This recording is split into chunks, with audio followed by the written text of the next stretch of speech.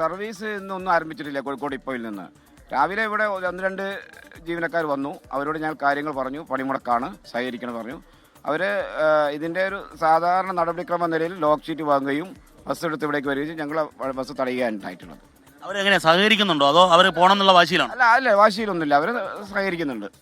മറ്റൊന്ന്, ഇപ്പോൾ ഒരു തൊഴിലാളി ഇവിടെ കിടന്നിരിക്കുകയാണ്. പ്രതിഷേധം അത്രമേൽ ശക്തമാണോ പ്രതിഷേധം? അത്രമേൽ ശക്തമാണ്. എന്താണ് പൊതുവിൽ ഞങ്ങളുടെ പ്രതിഷേധ സമരം ശക്തം തന്നെയാണ്, അതിലൊരു മാറ്റമില്ല. നമുക്ക് ഇവിടെ കിടന്ന് പ്രതിഷേധിക്കുന്ന ഒരു തൊഴിലാളിയുണ്ട്. ആ തൊഴിലാളിയുടെ അരികിലേക്ക് ഞാൻ ഇരിക്കാം. ഇതാ കിടന്നുകൊണ്ടാണ് പ്രതിഷേധം. എന്താ ഇങ്ങനെ ഒരു പ്രതിഷേധം? ഈ സമരം വിജയിപ്പിക്കേണ്ടത് ഉത്തരവാദിത്തം ഞങ്ങൾക്ക് എല്ലാവർക്കും ഉണ്ട്. ഈ സമരം വിജയിപ്പിക്കേണ്ട ഭാഗമായിട്ടാണ് ഇത്തരത്തിലുള്ള ഒരു രീതിയിലേക്കുള്ള ഒരു പ്രതിഷേധം ഇവിടെ സംഘടിപ്പിച്ചിട്ടുള്ളത്. മറ്റൊന്ന്, ഇവര് സർവീസ് നടത്തണമെന്ന വാശി ആർക്കെങ്കിലും ഉണ്ടോ? അതിലുള്ള പ്രതിഷേധമാണോ? അതിന്റെ ഭാഗമായിട്ടാണല്ലോ നമ്മൾ ഇവിടെ ഇങ്ങനെ ഒരു തടയൽ രീതിയിലേക്ക് നമ്മൾ എത്തിച്ചേരേണ്ട സാഹചര്യം ഉണ്ടായിട്ടുള്ളത്.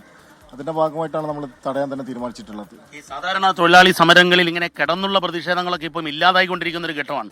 ആ ഘട്ടത്തിലും അങ്ങ് കിടന്നുകൊണ്ട് പ്രതിഷേധിക്കുകയാണ്. ബസ്സിന് മുൻപിൽ നിലത്ത് കിടന്നുകൊണ്ടാണ് പ്രതിഷേധം. ഈ സമരം എന്ന് പറഞ്ഞു കഴിഞ്ഞാൽ ഞങ്ങളൊരു ജീവിത സമരമായിട്ടാണ് ഞങ്ങൾ ഈ സമരത്തെ കാണുന്നത്. ഇത് വിജയിപ്പിക്കേണ്ട ഉത്തരവാദിത്തം ഞങ്ങൾക്ക് ഓരോരുത്തർക്കും, ഞങ്ങളുടെ തൊഴിലാളികൾക്ക് ഓരോരുത്തർക്കും ഉണ്ട്. അതിന്റെ ഭാഗമായിട്ടാണ് ഇത്തരത്തിലുള്ള രീതിയിലേക്ക് ഈ സമരം എത്തിച്ചേർന്നിട്ടുള്ളത്.